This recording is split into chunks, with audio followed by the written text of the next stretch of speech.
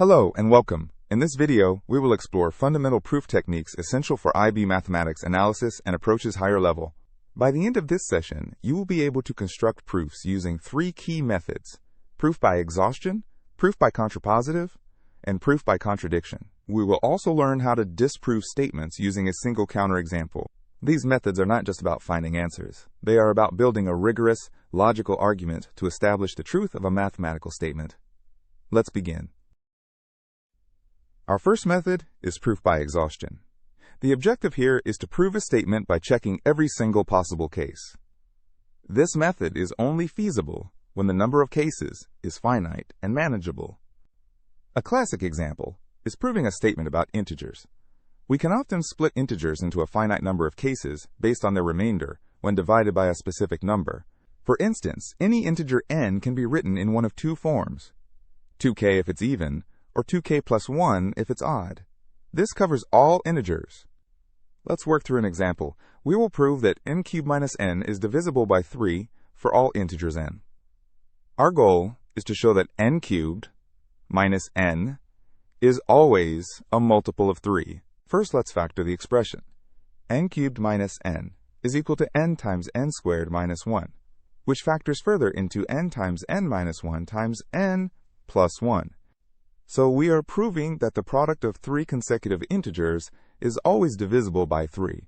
We can use exhaustion by considering the possible remainders when an integer n is divided by 3. There are three cases. Case 1. N is a multiple of 3.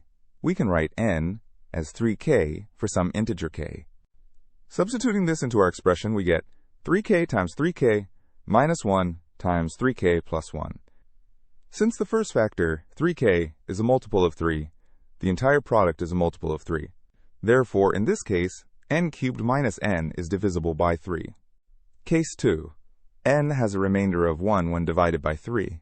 We write n as 3k plus 1.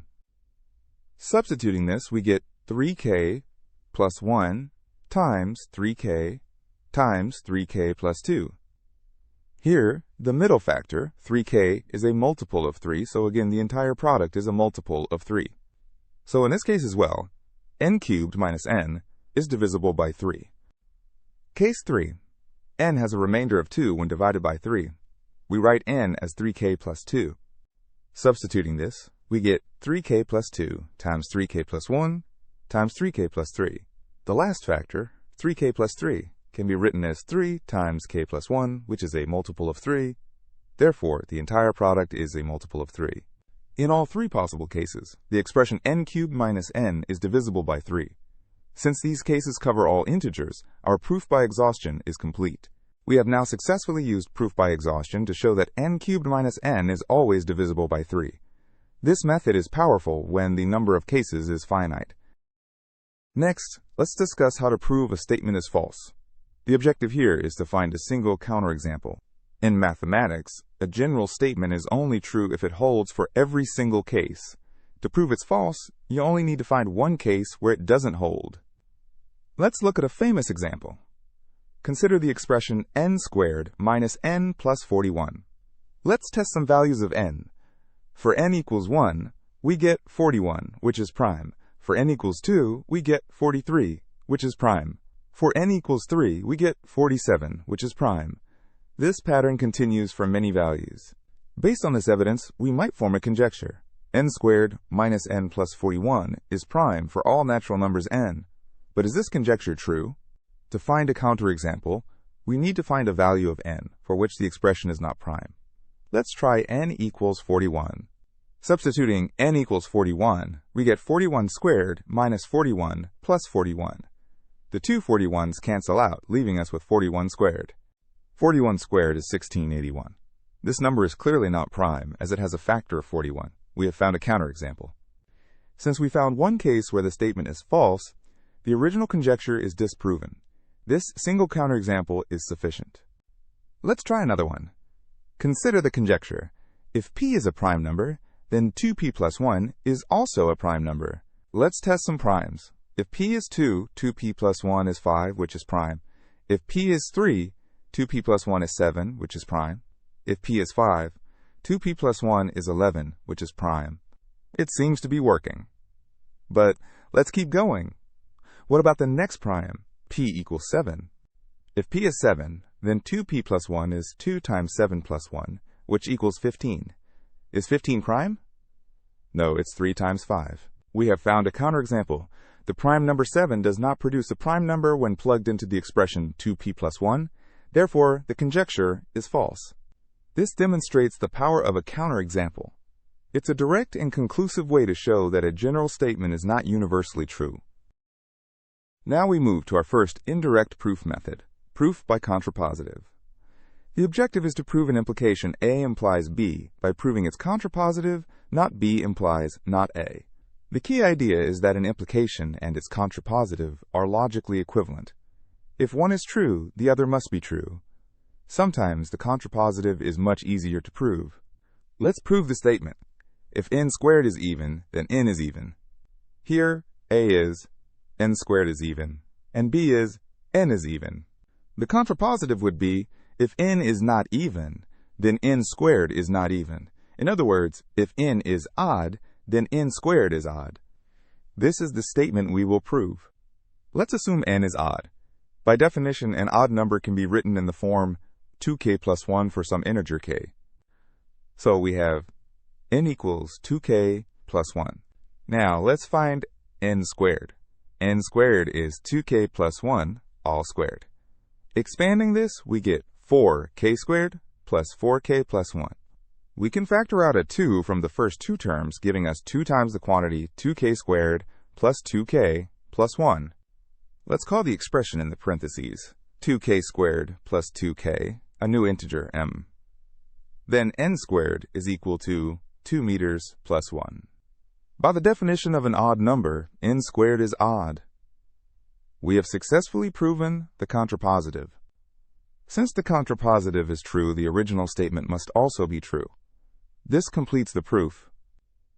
Let's try another example. We will prove that if n squared is divisible by 6, then n is divisible by 6. The contrapositive is, if n is not divisible by 6, then n squared is not divisible by 6. This is what we will prove.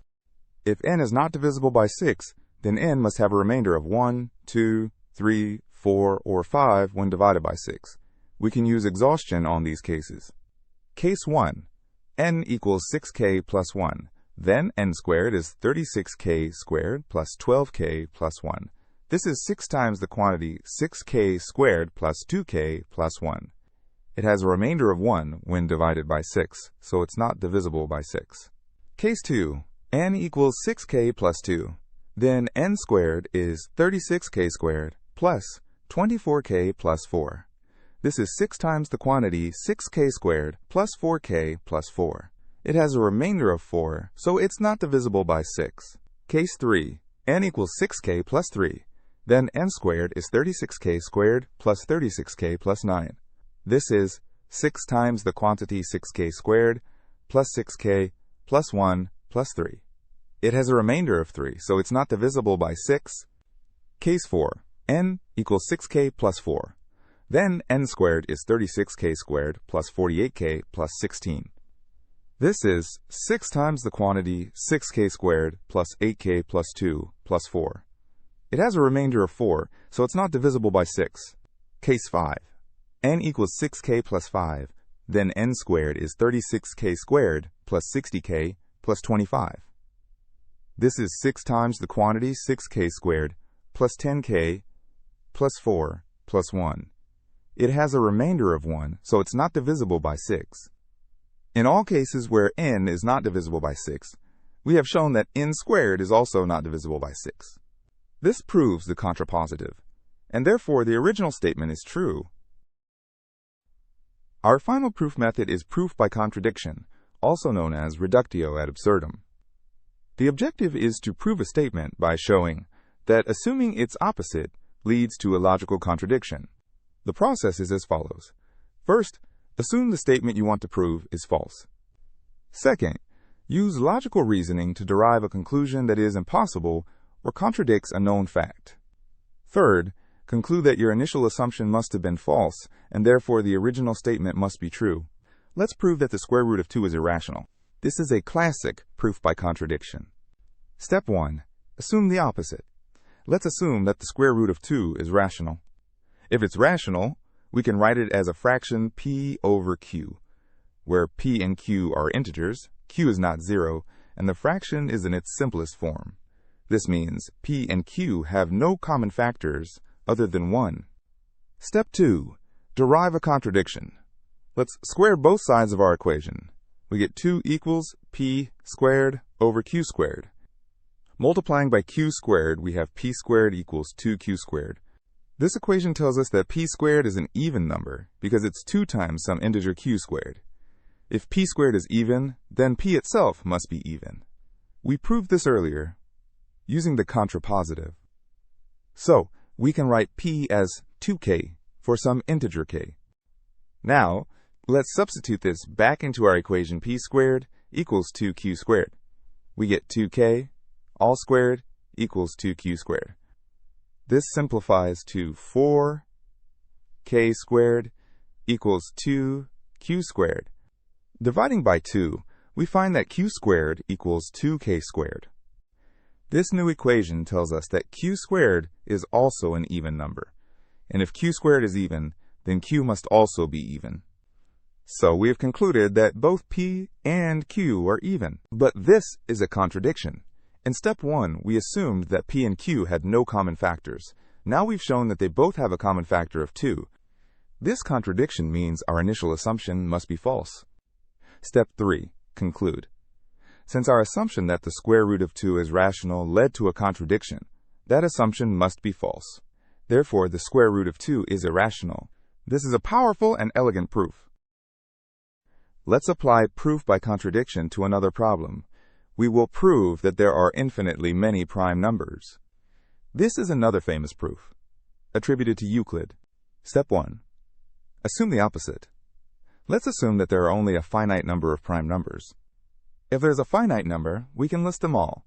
Let's call them P1, P2, P3, all the way up to Pn, where Pn is the largest prime number. Step 2. Derive a contradiction. Let's construct a new number n.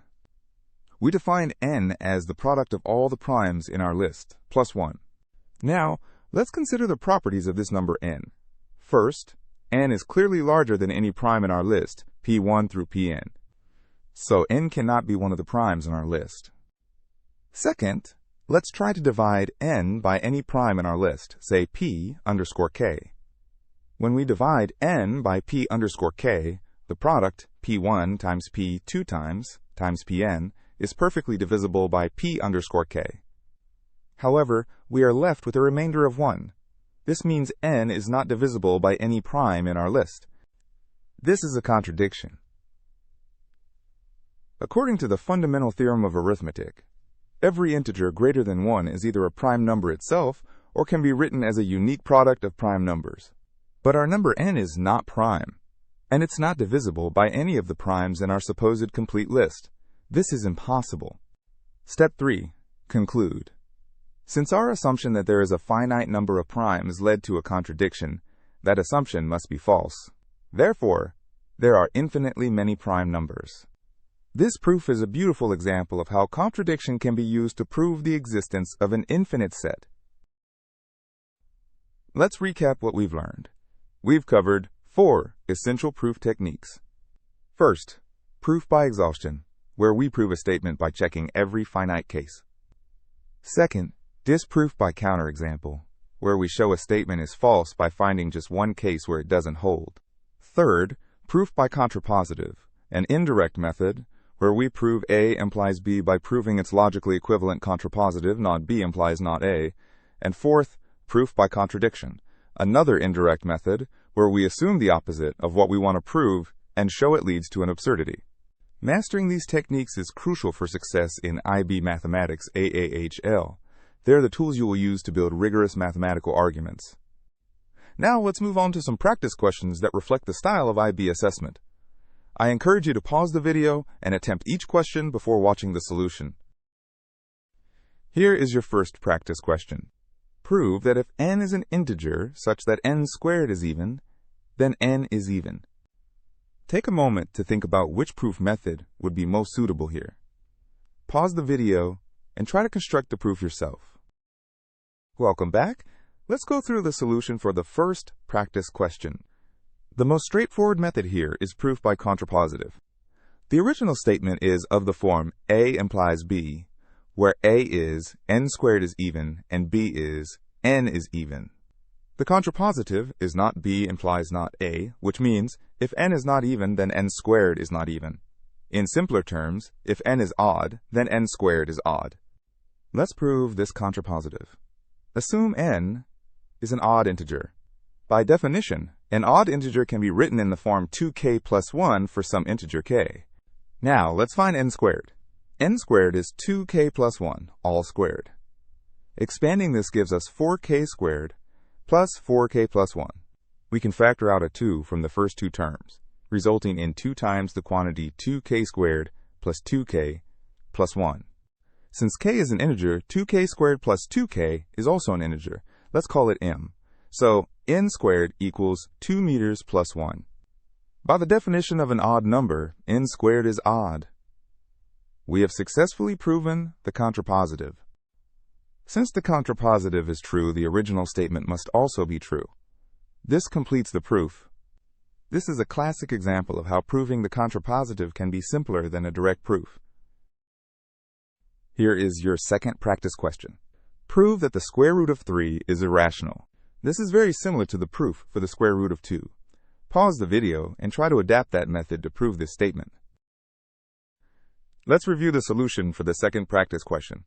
We will use proof by contradiction. Step 1. Assume the opposite. Let's assume that the square root of 3 is rational.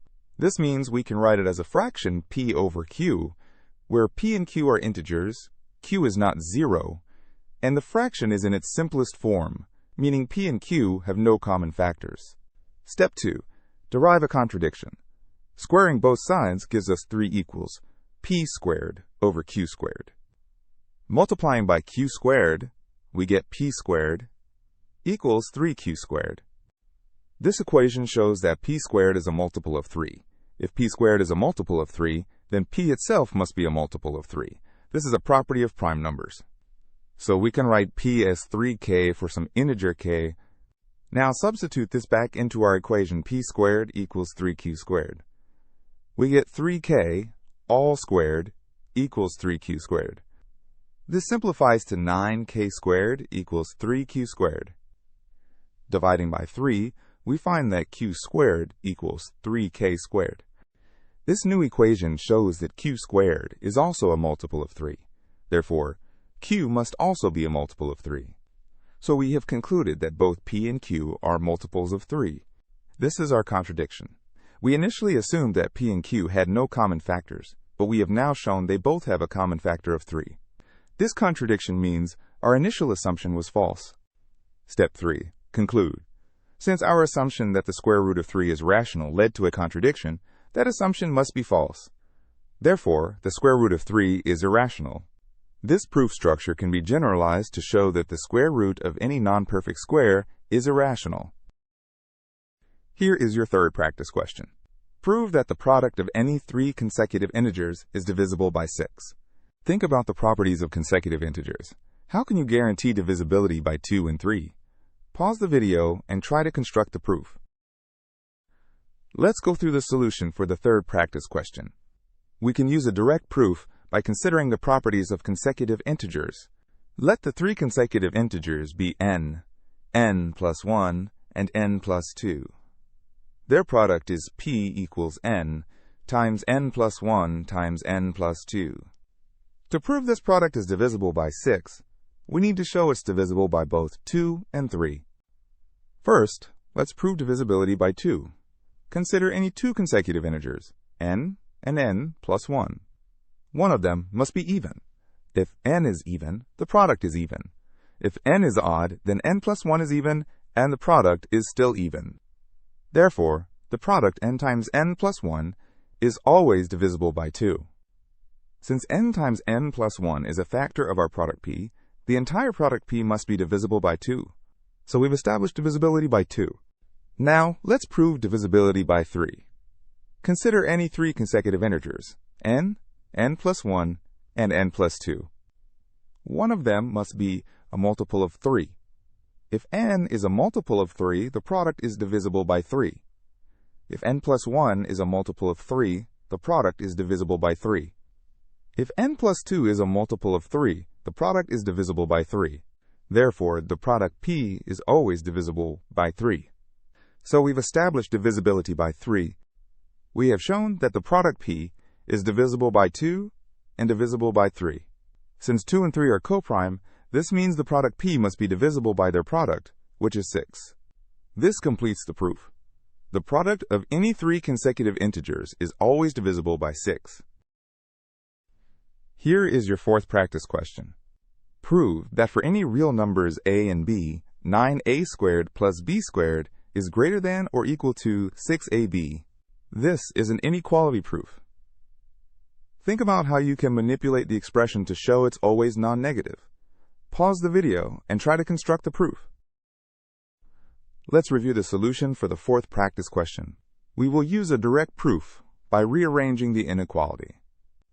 Our goal is to prove that 9a squared plus b squared is greater than or equal to 6ab. Let's start by moving all terms to one side of the inequality. Subtracting 6ab from both sides, we get 9a squared minus 6ab plus b squared is greater than or equal to 0. Now, look at the expression on the left side. Does it look familiar? It's a perfect square trinomial. It can be factored as the quantity 3a minus b, all squared. So, our inequality is equivalent to proving that 3a minus b, all squared, is greater than or equal to 0. Is this statement true? Yes. The square of any real number is always non-negative. It can be 0 if 3a equals b, and it's positive otherwise. Since the square of any real number is always greater than or equal to 0, the inequality is proven. This completes the proof. Here is your fifth and final practice question. Prove that there exist no integers n and m for which 14n plus 7 meters equals 1.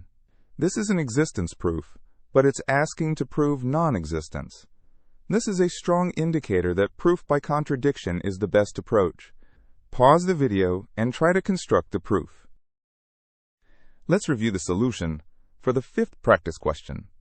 We will use proof by contradiction. Step 1. Assume the opposite. Let's assume that such integers n and m do exist. So we assume there are integers n and m that satisfy the equation 14n plus 7 meters equals 1. Step 2. Derive a contradiction. Let's look at the left side of the equation, 14n plus 7 meters. Notice that both terms, 14n and 7 meters, are multiples of 7. We can factor out a 7. This gives us 7 times the quantity 2n plus m equals 1. Since n and m are integers, 2n plus m must also be an integer. Let's call this integer k. So we have 7k equals 1, where k is an integer. This equation states that 1 is a multiple of 7. Is this true? No, it's not. The only integer multiples of 7 are 7, 14, 21, and so on, or -7, -14, and so on. 1 is not in this set. This is our contradiction. We have derived an impossible statement. Step 3. Conclude. Since our assumption that such integers n and m exist led to a contradiction, that assumption must be false. Therefore, there are no integers n and m for which 14n plus 7 meters equals 1. This proof shows that the equation has no integer solutions, which is a concept from Diophantine equations. That concludes our exploration of key proof techniques for IB Mathematics, AAHL. We have seen how to use proof by exhaustion, proof by contrapositive, and proof by contradiction to build rigorous mathematical arguments. We also learned how to use a single counterexample to disprove a general statement. Remember, the goal is not just to find the answer, but to construct a clear, logical, and complete argument. Keep practicing these methods, and you will develop the confidence and skill to tackle any proof problem. Thank you for watching.